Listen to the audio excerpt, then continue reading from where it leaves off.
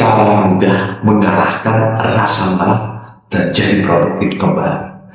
Halo, ketemu kembali dengan saya Hendra Chen dari channel Breakthrough Academy. Kalau Anda baru di channel ini, jangan lupa untuk subscribe dan nyalakan loncengnya ya.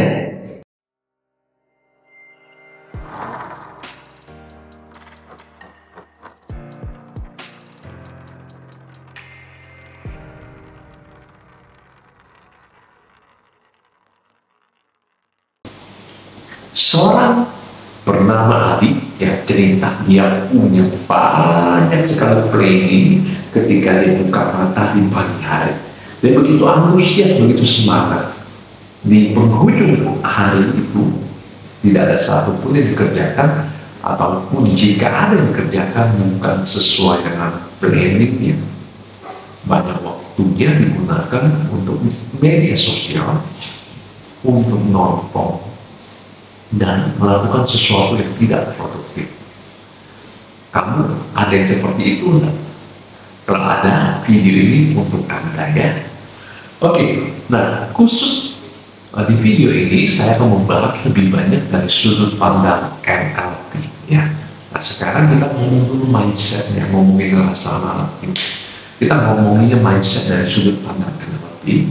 Yang akan bagikan 3 prinsip yang digunakan di NLP yang bisa membuat hidup kita lebih produktif ya, berhubungan dengan rasa malas ini. Oke, pertama ya, prinsip yang pertama adalah bahwa peta bukan wilayah. Maksudnya apa? Maksudnya begini, ketika orang malas ya, dia berpikir ya petanya di pikirannya ya hanya sebatas malas ini. Dia tidak tahu apa keuntungannya kalau dia berubah. Dia tidak tahu apa kerugiannya kalau dia tetap seperti ini. Dia tidak tahu apa nikmatnya. Dia tidak tahu apa sengsaranya jika terus-menerus di dalam peta yang sama. Oke, peta ini bukan realita, bukan kenyataan sesungguhnya.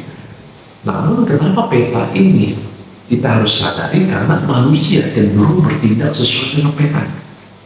Oke, nah ini yang pertama, prinsip pertama, peta bukan wilayah. Oke, kemudian yang kedua, ngomongin tentang prinsip kedua bahwa setiap perilaku, ya, setiap perilaku bahkan yang negatif sekalipun itu punya niat baik, punya tujuan baik.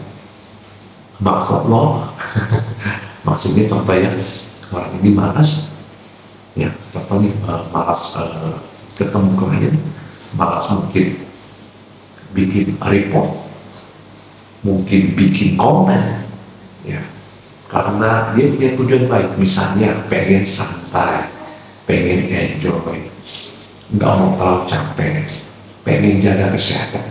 Nah sekarang Anda, kalau di pikiran Anda ada sesuatu yang Anda harus kerjakan dan Anda tidak kerjakan, coba Anda tanya diri Anda, apa sih niat baik saya menunda-nunda hal ini? Komen ya di bawah ya, komen di bawah ya. Nah ini prinsip kedua, NLP selalu memandang bahwa semua perilaku, mau positif mau negatif, mau yang berguna mau tidak berguna, itu selalu punya yang baik. Oke, mungkin caranya nggak pas, mungkin caranya nggak tepat. Nah masalahnya 3 cara. Ketika caranya ketemu untuk mengakomodir tujuan positif tersebut, maka perilakunya berubah. Oke, kemudian yang ketiga ya, bahwa manusia itu berfungsi sempurna. Yang perlu dievaluasi adalah perilakunya. Oke, saya ulangi ya, semua manusia itu berfungsi sempurna. Yang perlu dievaluasi adalah perilakunya dalam konteks tertentu. Oke, jadi ketika Anda punya sesuatu yang Anda tunda terus-menerus, itu bukan berarti Anda rusak, enggak. Anda tetap sempurna, Anda tetap berfungsi baik. Nah, kenapa kita perlu punya prinsip ini? Supaya kita bisa melakukan perubahan dengan sangat cepat. Bayangkan ada beberapa pendekatan yang berpikir bahwa oh kamu rusak, kamu cacat. Nah, ini susah kita untuk ubah. Oke, sampai sini ada 3 prinsip. Yang pertama, peta bukan wilayah. Yang kedua, setiap perilaku punya tujuan baik. Yang ketiga adalah apa yuk? Ya, di komen ya kalau yang ketiga. Oke, yang ketiga adalah bahwa manusia berfungsi sempurna, yang perlu dievaluasi adalah perilaku. Oke, ini ngomongin mindset. Sekarang kita mau ngomongin tekniknya, ya, teknik melakukan perubahannya. Dan saya sharing beberapa teknik, ya ada sekitar 4 teknik. Yang pertama namanya chunking down. Ya, chunking down itu kayak dipotong kecil-kecil. Kadang-kadang ketika kita ingin melakukan sesuatu, kita merasa malas dan sebagainya. Kenapa? Karena pikiran merasa aduh terlalu besar. Pikiran itu merasa aduh terlalu sulit. Pikiran merasa aduh terlalu berat. Pada dasarnya pikiran manusia itu memang malas. Oke? Nah, jadi teknik pertama kita harus melakukan chunking down. Contoh, saya pengen bikin konten. Contohnya, banyak banget yang dikerjain. Contohnya, nah bikin udah malas mau bikin. Nah kita harus chunking down. Ya, contoh, bikin konten. Apa yang dilakukan? Oh, bikin temanya apa nih? Kemudian di temanya ini bahas apa? Oh, 1, 2, 3, 4. Oke. Kemudian bikin videonya nih. Kemudian edit videonya nih. Kemudian upload. Oke. Anda tidak perlu melakukan ini semua. Anda cukup ya, di sini Anda bikin 1 dulu. Oke, bikin kedua. Jadi terlihat lebih kecil. Itu namanya chunking down. Contoh lain, misalnya, ya Anda mau jualan. Oke, yang pertama Anda harus bikin janji, betul ya? Atau Anda harus tahu siapa yang Anda mau ketemu. Misalnya Anda mau jualan, Anda mau closing. Siapa yang Anda mau ketemu? Anda tentukan dulu. Yang kedua, Anda kontak orangnya, Anda hubungi dia. Anda berjanji, atau Anda mampir ke tempatnya, kemudian Anda presentasi, atau mungkin Anda melakukan follow up. Oke, nah Anda pilih aja salah satu. Kalau Anda merasa ini masih terlalu besar, Anda masih bisa chunking down, semakin kecil. Oke, nah ini untuk yang tadi nih mindsetnya bahwa peta bukan wilayahnya, karena dia berpikir wah ini peta nih, gede ya. Nah harus saya lakukan. Nah ketika Anda cacah jadi kecil-kecil, Anda potong jadi kecil-kecil, petanya berubah. Oh, saya bisa yang melakukan hal-hal kecil ini yang berdampak. Oke. Kemudian ini yang pertama ya. Teknik kedua, Anda bisa melakukan sebuah teknik namanya future pacing. Ya, future pacing itu semacam imajinasi apa yang terjadi di masa depan. Oke, pura-puranya Anda berjalan ke masa depan. Anda lihat, jika ini saya tidak kerjakan, apa sih kerugian? Oh, mungkin dimarahin bos, atau mungkin ya jadi contoh yang jelek, atau mungkin jadi apa? Oh, rumah kotor ya kalau dalam konteks membersihkan rumah, atau mungkin jalanan jadi kotor kalau mau sampah sembarangan seperti itu ya, atau sampah nggak dibersihkan, atau mungkin rumah jadi bau, jadi sarang tikus dan sebagainya, atau mungkin wah nggak bisa nih sekolah anak, atau nggak bisa nih punya penghasilan. Nah Anda cari sebanyak-banyaknya kerugian dalam satu konteks saja ya. Anda pilih satu saja yang Anda tunda-tunda. Anda lakukan future pacing, pura-pura saja Anda berjalan ke depan, ke mata depan. Apa kerugian? Ya kalau sudah cukup banyak, Anda ganti nih. Kalau Anda berubah, apa sih keuntungannya? Oh misalnya rumah bersih, ya rumah harum, banyak oksigen, income-nya naik, income-nya bertambah besar, penghasilannya gede, ya atau mungkin lingkungan jadi asri, jadi enak dilihat dan sebagainya. Oke, nah setelah itu Anda putuskan. Ya biasanya setelah Anda sudah tahu kerugiannya apa, keuntungannya apa, biasanya bawah sadar itu akan mau berubah karena dia jadi sadar ya jadi sadar, oh kalau aku nggak berubah akibatnya seperti ini, dampaknya seperti ini, kalau aku berubah keuntungannya seperti apa. Oke, nah ini juga berhubungan dengan update peta yang tadi itu diupdate. Oh kalau aku berubah hasilnya seperti apa, sehingga peta kita semakin up to date. Oke, itu teknik kedua. Kemudian teknik ketiga ini ngomongin tentang satu teknik namanya path negotiation. Ya, path negotiation itu seperti ini. Bisa contoh Anda bayangkan aja, bagian dalam diri Anda yang suka menunda. Contohnya ya, Anda mau telepon klien, tapi Anda tunda. Oke? Nah, Anda kasih mungkin kasih simbol atau Anda kasih nama ya, misalnya pengen santai ya, Anda cari tujuannya dia. Oke, tujuannya dia pengen santai gitu, misalnya contoh. Kemudian ada bagian yang pengen kerja ya. Ada bagian yang pengen kerja. Ya, Anda sebut aja namanya misalnya si produktif misalnya ya. Nah, ketika Anda menemukan dua bagian ini, Anda cari. Kamu nunda-nunda nih semacam ini namanya semacam drama ya, psikodrama gitu ya, semacam psikodrama. Ya, karena salah satu orang yang dimodel oleh NLP adalah seorang ahli psikoterapi yang sangat terkenal ya, yang sangat terkenal dengan chair terapi ya, terapi empty chair ya, seperti itu. Itu semacam psikodrama yang memainkan semacam pembicaraan tapi sendiri gitu ya. Oke, jadi kamu nunda-nunda nyapu nih untuk apa? Oh, saya pengen istirahat. Nah, Anda cari. Oke, ada lagi kan selain istirahat? Aku pengen lebih enjoy, berarti lebih tinggi ya. Ini jumping up nih namanya. Kemudian kamu kerja pengen tujuan positifnya apa? Kamu pengen kerja, oh aku pengen menyelesaikan sesuatu cepat. Nah, kenapa? Tujuan baiknya apa? Pengen cepat selesai. Aku pengen happy. Nah, Anda cari yang sama. Apa yang kita bisa sepakati dari yang ini dan yang kedua? Oke. Nah, ketika ini tujuannya nyambung, negosiasinya dapat, maka kita bisa langsung memutus pemalasan itu.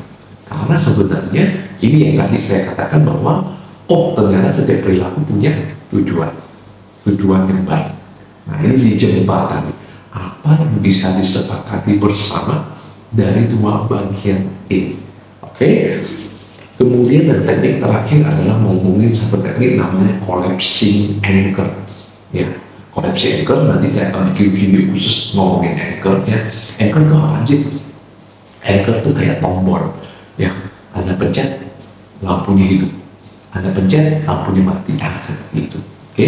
Atau gampangnya begini. Pernah nggak Anda dengar sebuah lagu di kafe, mungkin di restoran, tiba-tiba Anda bernostalgia, ya, bukan nostalgia ya, nostalgia. Tiba-tiba terlempar ke masa lalu, Anda ingat waktu Anda SMA, waktu Anda kecil mungkin, waktu Anda menikah. Nah, itu anchor, ya, anchor. Nah, sekarang contoh Anda pilih satu aktivitas ya, Anda komen ya aktivitasnya apa, 3 aja, yang ringan-ringan aja, contohnya aku, yang gampang-gampang aja. Misalnya contoh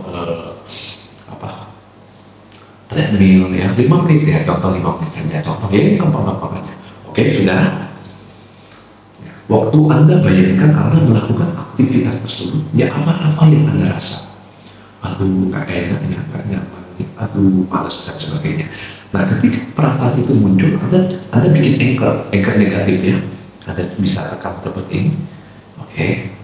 Ya, seperti ini. Ya, yang lain boleh ya. Namun dalam video ini saya menggunakan yang gampang supaya Anda bisa ikutin dengan mudah ya.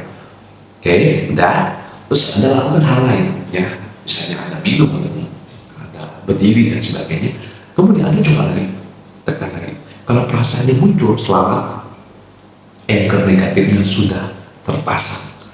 Dan sekarang Anda cari, ada hal-hal tertentu yang positif, bisa contoh Anda puas, ya, berhasil mencapai sesuatu. Ya, satu saja. Kalau sudah, Anda bayangkan, Anda ngalamin itu kembali.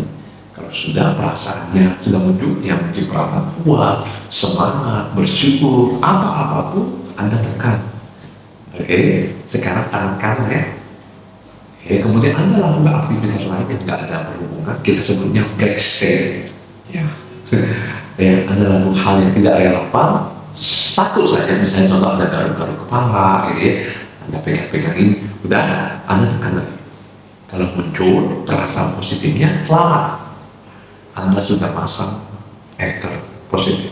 Nah, collapsing anchor, kita mau tabrakin ini. Caranya begini, oke, siap? Anda tekan yang negatifnya, munculnya perasaan negatifnya. Ketika muncul, Anda tekan munculnya. Oke, ini belum lepas ini ya. Nah, perasaannya campur aduk, betul ya? Perasaannya campur aduk, betul? Baru Anda lepaskan ini. Negatif. Dan apa? Oke, Anda clear. Anda lakukan sekali ini. Nah, negatif, positif. Biarkan perasaan ini bercampur aduk. Oke, lepas. Oke, Anda ulangi lagi. Yang negatif, positif. Tekan. Oke. Nah, kapan? Sampai kapan? Sampai ketika Anda tekan ini hanya terasa positif. Artinya anchor negatifnya sudah rusak. Oke, sudah. Sehingga ketika Anda bikin lagi, tadi mau treadmill 5 menit nih, mau sepedain 5 menit. Ketika feelingnya sudah ganti dengan feeling yang tadi positif, ketika Anda mencapai sesuatu, ketika Anda happy, maka Anda bisa melakukannya. Oke. Nah, saya summary di video ini yang kita bahas. Yang pertama kita bahas mindset ya. Mindset ini saya menyuntikkan 3 prinsip NLP. Yang pertama, peta bukan wilayah. Yang kedua, setiap perilaku bahkan napas itu punya tujuan baik. Yang ketiga adalah manusia itu berfungsi sempurna. Yang perlu dievaluasi adalah perilakunya. Oke, jadi yang perilakunya yang berguna atau tidak, perilaku yang positif atau negatif, tapi orangnya sempurna. Oke. Kemudian teknik yang kita pakai tadi chunking down ya, Anda cacah-cacah, Anda kecil-kecilkan ya, Anda bikin detil atau kecil ya, Anda lakukan salah satunya. Oke. Yang kedua, Anda lakukan future pacing ya, lihat ke masa depan, bayangkan apa yang terjadi kalau Anda tidak berubah, apa yang terjadi kalau Anda berubah. Oke, ya. Kemudian ketiga, melakukan namanya path negotiation ya.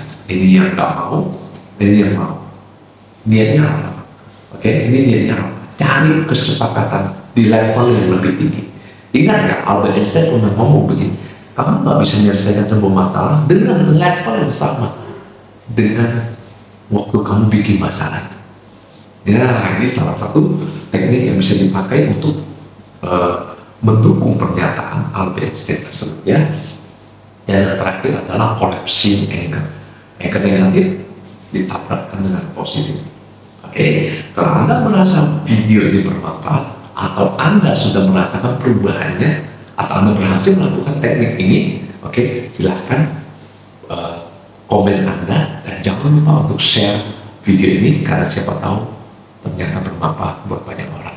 Terima kasih, sampai jumpa di video berikutnya.